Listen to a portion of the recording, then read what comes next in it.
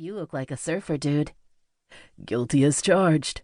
At 6'3", he was nearly as tall as the actor on the show, but where that guy was tall, dark, and scary-looking, Kyle was blonde, blue-green-eyed, and in possession of a smile that said, "I'm all about having a good time." So far that had served him pretty well. They turned a corner, and he followed her to a door at the end. Next to it was a shiny placard that read, "Maggie Trent, Ph.D." Kyle's gut tightened, and just like that, his brief bout with good humor evaporated. The young woman who'd escorted him smiled warmly. "Go on in, Mr. Drogo." Kyle didn't spare her another glance as he moved into Dr. Trent's office. The door closed behind him as he stepped farther inside. Dr. Trent looked up from where she stood behind her desk. The smile curving her lips froze, and her eyes, dark like the TV show character whose name he'd borrowed, widened. "Your name isn't Khal Drogo." What gave me away? I'm pretty sure your assistant, or whatever she is, doubted that was actually my name. But she went along with my joke. Why won't you? Normally his tone would be light, teasing. He could scarcely carry on a conversation without injecting some sort of humor or sarcasm. But he wasn't messing around with Maggie Trent, and so his words came out hard, clipped. Her gaze turned wary. "I've seen your picture. You're Kyle Archer." "Alex showed you pictures of us?"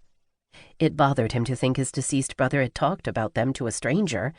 But then that's what you do in therapy, right? Talk about your family. He wished he could ask Alex, but of course he couldn't. Not now, not ever. She nodded stiffly. "Yes, this," her voice squeaked, "this is highly inappropriate. I can't talk to you." Kyle glanced around her cozy office. Besides her desk and the bookshelf behind it, there were windows, a leather couch, and a chair. He assumed the couch was for clients and the chair for her. He sat in the chair. "I figured you would say that. It's why I made the appointment under a fake name and refused to give them any of my information."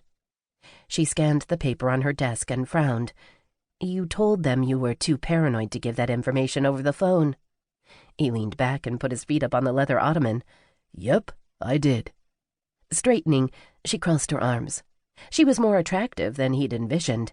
He'd pictured a middle-aged, dried-up hag with a pointy nose, maybe with a little greenish tinge to her skin. He'd imagined a monster. How else would he see the woman who'd counseled his brother and failed to stop him from killing himself? However, life was a cruel bitch, and Maggie Trent was quite pretty. She was about Kyle's age, 28. But had little pleats between her eyebrows that gave the sense she worried too much. Maybe she had anxiety. She blinked. Her eyes were the color of Dad's special recipe Christmas stout, dark and rich like bittersweet chocolate. A light freckle dotted her upper right cheek. He couldn't get a good sense of her hair because it was wound up on her head, though it was also dark, and little springy curls grazed the back of her neck. "If you're done staring, you should go." "No, I don't think so." He cracked a lazy smile, which didn't reflect the animosity roiling inside of him. "The going, I mean. I'm done staring." She exhaled loudly and dropped her hands to her sides. "I'm not doing this. I'm really sorry about Alex. So sorry." Her voice broke, and she looked away toward the windows. A pang of sorrow hit Kyle, and he hesitated. No, he was doing this for Alex. That wasn't necessarily true. He was doing it for the entire family. Kyle didn't want to prolong this interview, so he got right to the point. "How did my brother get the drugs he took?" He'd taken a mix of antidepressants, sleeping pills, and painkillers. A potentially lethal mix for anyone, but for someone with Alex's chronic lung disease, it was absolutely deadly. She looked at him sharply, her gaze shrouded with anguish and regret. "I don't know." Her words carried the weight of unshed tears. I cared about him a great deal."